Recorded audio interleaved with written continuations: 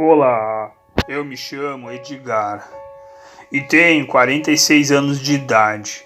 Sou morador da cidade de Sapiranga, no Rio Grande do Sul. Pois na minha infância, aos 11 anos de idade, costumava em todas as férias da escola viajar para o sítio do meu avô, que fica localizado a 200 quilômetros da cidade de Bagé, numa região mais rural, assim como outros sítios que ficam às proximidades do sítio do meu avô. E meu avô tinha uma grande criação de bovinos, onde ele abatia aqueles bovinos e fazia venda para frigoríficos da região. Pois eu adorava passar algum tempo naquele lugar. Era um lugar muito lindo, com lindos palmares e um açude onde eu me banhava em todas as épocas de verão. E meu avô havia feito uma linda casa numa linda figueira, que seria a figueira mais antiga daquele lugar. Dizia meu avô que o meu bisavô tinha plantado aquela figueira, que aquela figueira era muito importante, que aquela figueira protegia aquele lugar, que aquilo era algo sagrado. Então meu avô havia feito uma casa em cima daquela figueira, e ali eu sempre passava o tempo brincando. Porém, havia regras. Quando o sol começava a se pôr, e logo em seguida eu tinha que retornar de volta para casa, pois aquela figueira ficava mais ou menos uns 600 metros afastado da casa do meu avô. Ficava bem nos fundos da casa, bem dentro do campo. E se passando muitos anos, meu avô começou a deixar que eu ficasse até um pouco mais tarde, pois quando era noite de lua, eu ficava até as 22 horas da noite. Então foi um dia que as coisas naquele lugar começaram a ficar estranho. Meu avô, de uma certa forma, começou a mudar o comportamento comigo, sendo daquela casa da figueira. Meu avô não estava mais deixando eu ficar até mais tarde. Quando o sol começava a se pôr, ele falava que eu retornasse rapidamente para casa, pois eu não estava entendendo o que estava acontecendo. Havia coisas muito estranhas acontecendo naquele lugar, mas meu avô não falava nada.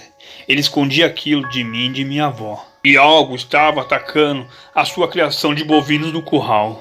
Seria um animal muito forte e muito feroz, que deixava seus bovinos aos pedaços dentro do curral.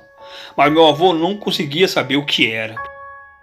E além do meu avô, também donos de sítios às proximidades, seus animais estavam sendo atacados também. E eles descreviam que era um animal muito grande e muito rápido. E foi numa noite que eu estava na casa de meu avô, pois naquela madrugada estava muito quente e havia uma grande lua no céu, que iluminava a casa de meu avô e aquelas árvores que ficavam nos fundos. Era uma imagem muito linda. Naquela noite eu não conseguia me conter, pois a vontade me consumia de ir até aquela casa que ficava na figueira. E então eu fui até aquela casa. Estava eu lá aproveitando aquela noite, escutando o som dos grilos, escutando o grito das corujas e apreciando aquela grande lua que iluminava o campo e as árvores naquela madrugada. E naquela hora eu comecei a escutar um barulho, e era um barulho que vinha lá do curral dos bovinos. Embora eu estivesse numa distância de 200 metros do curral, mesmo assim eu escutava os bovinos agitados a gritar. Olhando daquela longa distância, eu percebi que algo estava saindo dentro do curral, estava arrastando alguma coisa. Mas era algo coberto de pelo, era algo enorme, que andava meio encurvado e arrastava algo pelo campo. Por um certo tempo, aquilo devorando algo no campo, ele parou. Ele levantou a cabeça para cima e começou como se estivesse cheirando o ar. E logo aquilo começou a se aproximar. E se aproximava cada vez mais. Eu não sabia o que era aquilo que estava vindo na minha direção. E aquilo andando meio curvado, aquilo era semelhante a um urso e semelhante a um lobo. Era algo todo deformado, era tipo uma mistura de animais, era algo perverso. Naquela hora, em pânico, comecei a gritar. Aquilo ficou cada vez mais feroz, mas ele não se aproximava da figueira. Comecei a escutar muitos disparos, e eram disparos de espingarda. E para minha sorte era meu avô que estava disparando. Foi quando um dos disparos pegou na perna daquele monstro, aonde ele saiu correndo em meia dificuldade e acabou se chocando contra a cerca de arame. E ali ele acabou ficando preso, se batendo de um lado para o outro. Com muita força, aquele monstro conseguiu arrancar os palanques da cerca e conseguiu fugir. Meu avô pediu que eu descesse rapidamente daquela figueira e fomos até a casa dele. Naquela madrugada, eu e meu avô não dormimos a noite toda. E logo começou a amanhecer. E após amanhecer, meu avô foi logo falando com outros donos de sítio, que moravam às proximidades do sítio do meu avô.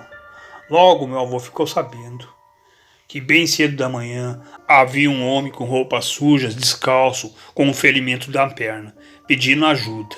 Um dos donos de sítio, com a charrete, levou o homem até a cidade, para tratar os ferimentos no hospital. Ao esperar o homem não retornou. O homem acabou fugindo pela janela do quarto. Os enfermeiros e médicos estavam todos assustados, pois o homem se recuperou de uma maneira incrível. E ninguém mais viu aquele homem. Assim falava um dos donos de sítio que morava às proximidades do sítio do meu avô. Meu avô ficou a pensar o que tinha acontecido naquela madrugada e a história desse homem que estava pedindo ajuda com um ferimento na perna. Mas meu avô não conseguia acreditar naquilo, pois o que eu e meu avô avistemos era algo que não dá para descrever. Não seria um animal comum, sim uma aberração. E aquela aberração seria aquele homem que estava com ferimento na perna, que seria um lobisomem. E hoje continuo morando na cidade de Sapiranga. E meu avô continua morando nesse mesmo sítio, com a sua criação de bovino, fazendo a venda para frigoríficos da região. Mas em todas as vezes que se encontremos, principalmente em noite de lua cheia, eu e meu avô recordemos daquela assustadora madrugada, daquela grande lua cheia, que banhava o campo, que banhava e iluminava aquela casa na figueira. Pois a casa ainda existe, bem em ruínas, mas existe. Mas tive muita sorte de não descer alguns minutos antes daquela figueira. Se eu descesse, talvez estaria em pedaços, estaria sendo devorado pelo aquele monstro. Aquela fogueira, sendo plantada pelas mãos do meu bisavô, me protegeu. De uma certa forma, aquele monstro não se aproximava. E agradeço ao meu avô, por com sua valentia, enfrentou aquele monstro, sendo de muitos disparos de espingarda. Eu tenho a dizer para vocês que não acreditam, pois isso que aconteceu comigo é semelhante a uma estrela cadente. Você não presencia ela quando quer, mas sim quando menos espera. E pois a maldição do lobo não está só em filmes e em livros, mas sim a pura realidade.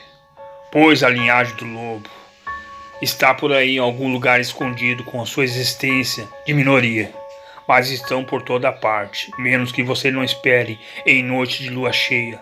Fiquem atentos, pois eu sou a prova viva, eu e meu avô. E esse foi o meu relato, A Casa da Figueira.